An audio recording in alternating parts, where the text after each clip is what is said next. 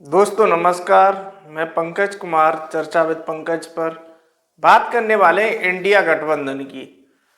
India गठबंधन लोकसभा चुनाव से पहले बिहार के सीएम नीतीश कुमार के द्वारा इसकी कहीं ना कहीं पैरवी की गई थी। इस गठबंधन को बनाने के लिए एनडीए के विपक्ष में इंडिया गठबंधन इंडिया अलायंस बना था। इस अलायंस में कहीं ना कहीं माने हर राज्य से एनडीए के विपक्षी पार्टियां सभी कहीं ना कहीं एकजुट हुई थी। एकजुट होने के बाद जो लोकसभा का चुनाव था वो कहीं ना कहीं उन्होंने एनडीए के खिलाफ लड़ा और एनडीए के खिलाफ लड़ने के बाद इस इंडिया गठबंधन का विपक्षी पार्टियों को कहीं ना कहीं फायदा होता हुआ दिखाई दिया, क्योंकि जो कांग्रेस पार्टी वो 99 सीटों पर पहुंच गई, वहीं 52 से 99 पर पहुंचना अपने आप में एक अच्छी सफलता प्राप्त करना था। वहीं समाजवादी पार्टी जिसके 2019 में सिर्फ 5 सांसद थे, वह 5 सांसद वाली पार्टी 38 सांसद पर पहुंच जाती है। वहीं यदि बात करें इस इंडिया अलायंस बनने से बहुजन समाज पार्टी को नुकसान होता है। दोस्तों 2017 की बात करें तो 2017 में एक अलायंस बनता है। उस राहुल गांधी और अखिलेश यादव दोनों लोग मिलकर एक अलायंस बनाते हैं।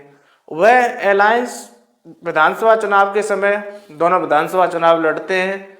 विधानसभा चुनाव में एक हार मिलने के बाद वह अलायंस कुछ ही समय बाद टूट जाता है। दोस्तों उसके बाद में 2019 के लोकसभा चुनाव में बीएसपी और समाजवादी पार्टी एक अलायंस बनाते हैं और एनडीए के खिलाफ चुनाव लड़ते हैं, बीजेपी के खिलाफ चुनाव लड़ते हैं और वो भी अलायंस कुछ ही समय तक चल पाता है, क्योंकि बहुजन समाज पार्टी को जो 0 सीट पहले 2014 के लोकसभा चुनाव में मिली थी, वह बहुजन समाज पार्टी 0 से बढ़कर 10 सीटों पर पहुंच जाती है। वहीं समाजवादी पार्टी 5 की 5 पर ही रहती है। इसलिए उन दोनों में वो अपनी पुरानी जो रंजिश थी, कहीं ना कहीं 1998 का जो गेस्ट हाउस कांड था, वह अन्य सभी अपनी रंजिश को भूलते हुए बहुजन समाज पार्टी 2019 में समाजवादी पार्टी के साथ गठबंधन करती है। और जब समाजवादी पार्टी के साथ गठबंधन होता है उसके बाद में कहीं न कहीं दिखाई बहुजन समाज पार्टी को उसका फायदा दिखाई देता है। उसके बाद यदि बात करें दोस्तों, दोनों का कुछ ही समय बाद गठबंधन टूट जाता है। मायावती जी ने कहीं ना कहीं मुलायम सिंह यादव को भी प्रचार किया था। बहुजन समाज पार्टी ने समाजवादी पार्टी के कैंडिडेट को जिताने का प्रचार किया था 2019 के अलायंस में। उसके बाद 2022 का विधानसभा चुनाव होता है और 2022 के विधानसभा चुनाव में समाजवादी पार्टी और सपासपा ये मैदान में होती हैं। और मैदान में जब इसका परिणाम उत्तर प्रदेश का ये आता है कि भारतीय जनता पार्टी एक अच्छी फाइट के साथ यहाँ से चुनाव जीत के जाती है और समाजवादी पार्टी बहुमत के आंकड़ों से भी काफ़ी दूर होती है और सपासपा के साथ कुछ ही समय तक ये गठबंधन चलता है और सपासपा भी समाजवादी पार्टी से दरकिनार हो जाती है। दोस्तों उसके बाद जब 2024 की बात आती है तो 2024 में एनडीए की सरकार थी बिहार में। बिहार उसके नीतीश कुमार जो जेडीयू के नेता हैं वो मुख्यमंत्री थे और नीतीश कुमार महागठबंधन की सरकार बिहार में बन जाती है, तेजस्वी के साथ आ जाते हैं। उसके बाद वह एक रणनीति तैयार करते हैं और विपक्ष को एकजुट करने के लिए भारतीय जनता पार्टी के और एनडीए के खिलाफ निकल जाते हैं। वह अखिलेश यादव से मिलते हैं, वेस्ट बंगाल की सीएम ममता बनर्जी से मिलते हैं। उसके साथ साथ यदि बात करें महाराष्ट्र की तो शिवसेना उद्धव ठाकरे जी से मिलते हैं। मिलने के बाद महाराष्ट्र के नुकसान की बात करें तो महाराष्ट्र में भी कहीं ना कहीं शिवसेना का बहुत बड़ा नुकसान हुआ है, क्योंकि शिवसेना 2 गुट में बट गई। इसलिए एक शिवसेना शिंदे गुट वाली होगी, एक उद्धव ठाकरे वाली होगी। जब शिवसेना के शिंदे गुट पर काफी अच्छे विधायक थे तो भारतीय जनता पार्टी ने वहां पर शिंदे को, एकनाथ शिंदे उन्हें मुख्यमंत्री बनाया था। वहीं यदि वर्तमान की बात करें तो वर्तमान में 138 सीट पाकर भारतीय जनता पार्टी वहां पर सबसे बड़ी पार्टी बनी। दोस्तों उसके बाद में एकनाथ शिंदे को लगभग 58 सीट मिली। इसके बाद में एनसीपी जो शरद पवार वाली पार्टी थी, उनके जो भतीजे थे उन्होंने अलग पार्टी बना ली। इन तीनों का जो महागठबंधन वहां पर एनडीए का बन जाता है। अभी वहां पर सरकार का नया गठन होता है, उसमें देवेंद्र फडणवीस को वहां का मुख्यमंत्री बना दिया जाता है, क्योंकि भारतीय जनता पार्टी के पास वहां पर सबसे ज्यादा सीट थी और महाराष्ट्र की सबसे बड़ी पार्टी बनकर उभरी थी। वहीं बात करें 39 विधायकों को वहां पर आज मंत्रिमंडल की शपथ दिला दी जाती है। दोस्तों उसके बाद जो इंडिया अलायंस का नीतीश कुमार नेतृत्व कर रहे थे, तो यह कहीं ना कहीं इंडिया अलायंस का नेतृत्व कांग्रेस एक राष्ट्रीय पार्टी होने के कारण कांग्रेस के हाथ में आ जाता है और कांग्रेस इंडिया अलायंस का नेतृत्व करती है। नीतीश कुमार इंडिया अलायंस से चुनाव से पहले ही अलग हो जाते हैं और भारतीय जनता पार्टी के साथ वह गठबंधन करके बिहार में पुनः एनडीए की सरकार बना लेते हैं। दोस्तों जब बिहार में पुनः एनडीए की सरकार बन जाती है और जब लोकसभा का चुनाव आता है, तो 2024 के लोकसभा चुनाव में जो भारतीय जनता पार्टी होती है वो बहुमत से काफ़ी दूर दिखाई देती है।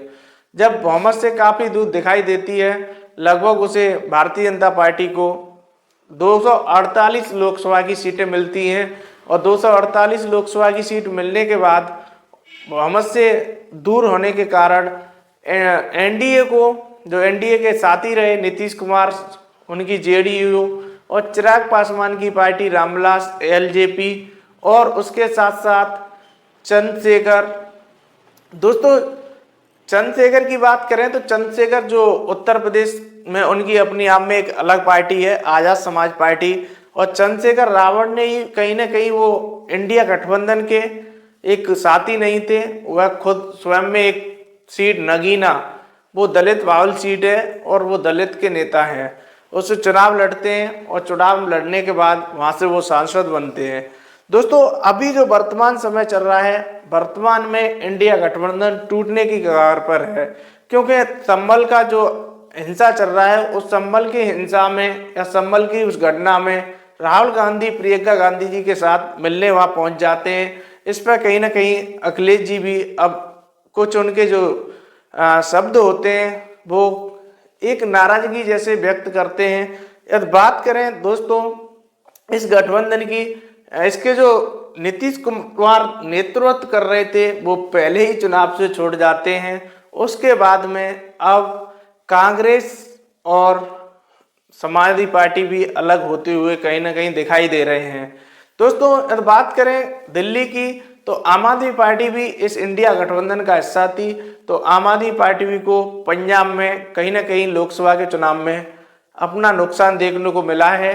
तो दिल्ली का चुनाव है, दिल्ली में अभी वर्तमान समय में सबसे बड़ी पार्टी आम आदमी पार्टी है, क्योंकि आम आदमी पार्टी के पास लगभग 62 विधायक हैं। उसके साथ साथ एमसीडी के मेयर आम आदमी पार्टी के हैं। उसके साथ साथ यदि बात करें दिल्ली के चुनाव के बारे में, तो दिल्ली में आम आदमी पार्टी का जो वोट बैंक है वो कहीं ना कहीं 2013 से लेकर, क्योंकि 2013 में आम आदमी पार्टी बनती है, उसके बाद उनके कुछ मुद्दे होते हैं। 2015 में वो 70 में से 67 सीट जीतकर एक अपना ऐतिहासिक रिकॉर्ड बनाते हैं। उसके बाद में 2020 में वो 70 में से 62 सीट जीतकर अपने आप में रिकॉर्ड दर्ज कराते हैं। आम आदमी पार्टी के बारे में यदि बात करें तो आम आदमी पार्टी भी इंडिया गठबंधन का हिस्सा है, मगर दिल्ली के चुनाव में दोनों पार्टियां कहीं ना कहीं अलग चुनाव लड़ते हुए दिखाई दे रही हैं। कांग्रेस अलग रास्ता है कांग्रेस का, क्योंकि जो नई दिल्ली विधानसभा सीट है उससे आम आदमी पार्टी के जो संयोजक हैं अरविंद केजरीवाल जी, वो स्वयं चुनाव लड़ते हैं। वहीं कांग्रेस की पूर्व मुख्यमंत्री रही शीला दीक्षित, उनके बेटे संदीप दीक्षित को कांग्रेस उतारने की तैयारी कर रही है जो अरविंद केजरीवाल जी हैं उनके सामने। तो दोस्तों अपने आप में ये गठबंधन तो टूटता हुआ नजर आ रहा है, क्योंकि इसे मान सकते हैं एक जो पत्रकार, बड़े पत्रकार हैं एक चैनल के, उन्होंने कहा है सुरेंद्र नाथ जी ने कि गठबंधन जो बनता है वो सिर्फ टूटने के लिए ही बनता है, क्योंकि जो भी गठबंधन बना है वो आज तक टूटा है। यदि पुराने समय की बात की जाए तब भी गठबंधन बनते थे और वो भी टूटते थे। दोस्तों, गठबंधन का जो मतबल है वो सिर्फ चुनाव के समय गठबंधन होता है और विपक्ष एकजुट हुआ, विपक्ष को हार का सामना करना पड़ा, इसलिए कहीं ना कहीं अब निराशाजनक स्थिति में यह गठबंधन टूट रहा है। दोस्तों, आप अपनी राय कमेंट बॉक्स में जरूर दें। जय हिंद, जय भारत।